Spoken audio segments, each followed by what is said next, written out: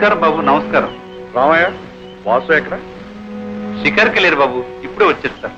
What a funny man. మనం వస్తున్నామని Telegram ఇచ్చినా ఇంత నిర్లక్ష్యమా? ఓ మోస్ట్ అన్పార్డనబుల్. అదేమిటమ్మా, ఏ అవసరం మీద ఎక్కడికి వెళ్ళాడో ఏమో. You are correct mummy. అలా బయటికి వెళ్ళి క్లబ్ లో పీకల దాకా తాగొస్తారు. ఏమిటో మా మాటలో బాబాయ్ అలా అనొచ్చా? వా డాడీ, మీ తమ్ముడంటే ఎందుకో మీకు అంత అభిమానం. Can't even face the facts.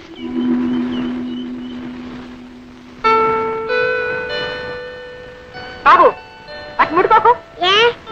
వాటిని దాటితే ఆ పాడలు వాటి నీకు కూడా వస్తుంది. కొంచెం పాడుకుంటా మమ్మీ. చెప్తుందే కదా, పడే పడేయమంటే.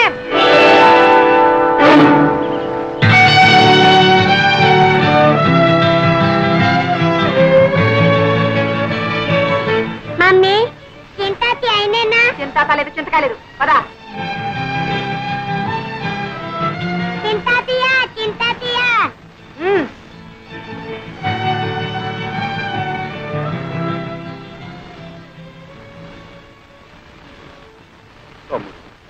అన్నయ్య, శోభ కూడా అమెరికా వెళ్ళిపోతుందా? పిచ్చివాడు, ఏది ఆపగలిగాం కనుక ఇది ఆపడానికి. ఏ గువ్వ ఆ గుటికి చేరాల్సిందే. అవునన్నయ్య, అదే నిజం. అందరికీ ఏదో గూడంటూ ఉంది. కానీ గువ్వలేని గూటిలో గుండెలు అరచేతిలో పెట్టుకుని గుడ్డిగా బ్రతుకుతున్న వాడిని నొక్కండి. వాసు, దేవుడే గుడ్డివాడై రాయిగా మారిపోయి గుళ్ళో దాక్కున్నాడు. అతనికంటే మనమేనయ్యిందా? మానని గాయాలకు మందు వేసుకుంటూ ఇంకా ఎన్ని దెబ్బలైనా సహించగలమంటూ మనుషుల్లాగా బ్రతుకుతున్నాం.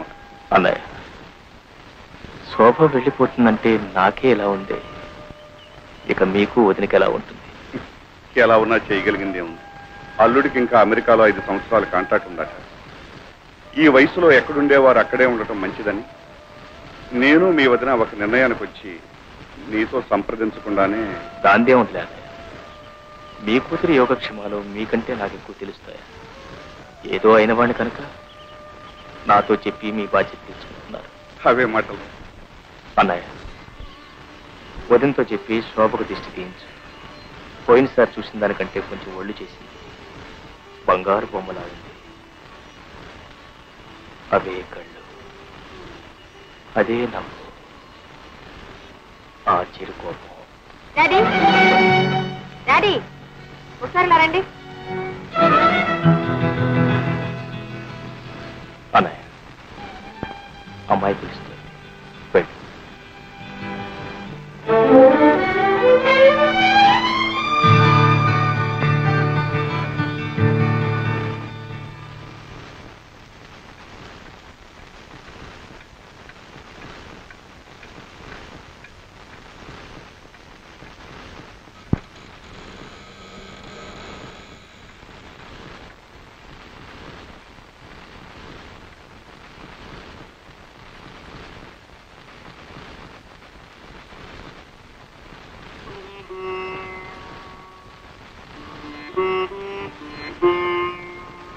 క్షేమంగా వెళ్ళినా తల్లి, నువ్వైనా ఏ దిగులు ఏ బాధ లేకుండా దీర్ఘ సుమంగళివి కలకాలం వర్తిల్లమ్మా.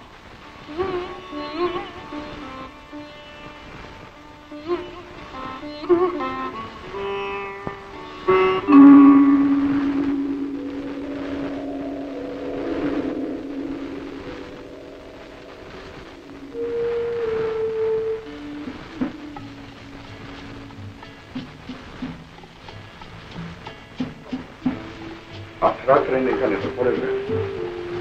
కొన్ని జీవితాల్లో కళ్ళు మూతపడకముందే రాత్రులు తెల్లవారిపోతుంటాయి. వాసు, చెదరైన మనసు కోసం ఉన్న ఆరోగ్యం కూడా చేజేతులా చెరుపుకుంటే నీ జీవితం ఏం కావాలి? మా మనసులో ఎంత బాధపడతాయో ఆలోచించాలి.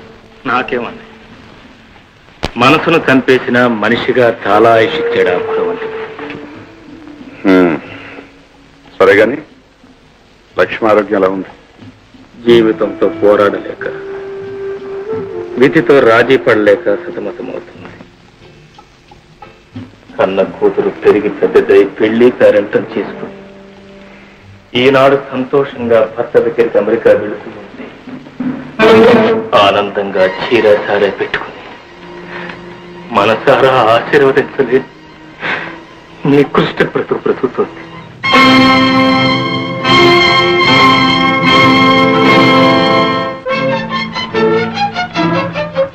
మమ్మీ మమ్మీ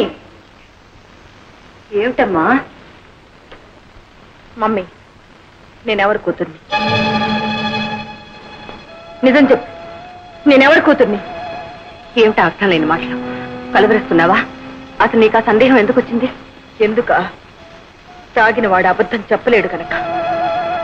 ఇన్నాళ్ళు అబద్ధాలాడి దాగుడు మూతలాడాడు. ఇప్పుడైనా నిజం చెప్పు. చెప్పకపోతే నా మీద ఒట్టే ప్లీజ్. ఏమండి ఏమండి, శోభకు కొంత నిజం తెలిసిపోయింది. ఆ లక్ష్మి ఎవరు? నేనెవరు బిడ్డను? ఏమిటమ్మా కన్న తండ్రిని ఎదురుగా పెట్టుకుని ఏమిటా పిచ్చి ప్రశ్న? బాబాయ్, నేనేం పసిపాపను కాదు మాటలతో మరపించడానికి. I'm not a child. నిజం చెప్పండి. ఎందుకు అలా కంగారు పడుతున్నారు? మాట్లాడరే. నా పుట్టుక అంత అపవిత్రమైందా? నా తల్లి కడుపున పుట్టిన బిడ్డన కన్న కూతురని చెప్పుకోవాలనంత పాపించిదా? పచ్చగా బ్రతుకుతున్న కులహీనురాలా కులట.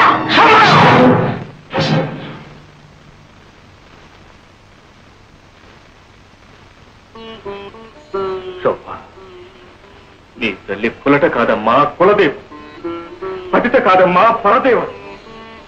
నా జీవన జ్యోతి. నేను ఇంకా బ్రతుకున్నాను అంటే అది ఆమె కోసమే. ఇంతకాలం కాలకొట విషయం నా కడుపులో దాచుకుని కుమిలిపోతున్నాను అంటే అది నీకోసమమ్మా, నీకోసం. అవునమ్మా, నువ్వు నాకు లక్ష్మికి పవిత్ర మాంగళ్యానుబంధ ఫలితంగా పుట్టిన బిడ్డ.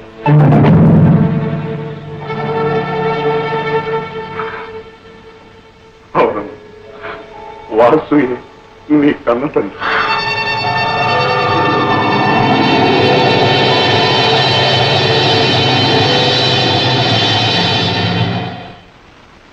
అయితే నేను మీ దగ్గర ఎందుకు పెరిగాను? అదంతా ఒక పెద్ద కథ అమ్మా. ఏ కవి కల్పించలేని యథార్థ జీవిత కథ.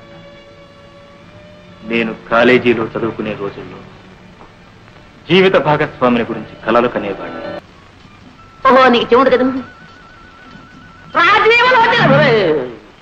నీతో రాజీ పడాలని నా యోచన.